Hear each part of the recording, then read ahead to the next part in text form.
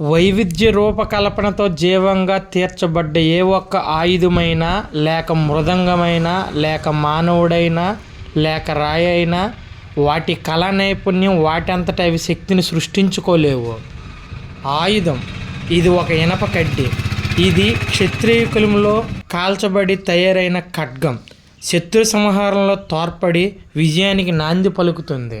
మృదంగం: అడవిలో దొరికే కలప. వినికిడి శక్తిని, మాట్లాడే శక్తి లేని ఒక జీవం. ఒక నైపుణ్యం గల చేతిలో ముస్తాబైన మృదంగం.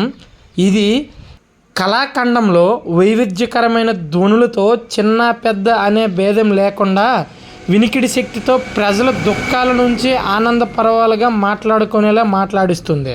మానవుడు: నవమాసాల తర్వాత భూమి మీద బ్రతుకు కోసం వచ్చిన ఒక అజ్ఞాని.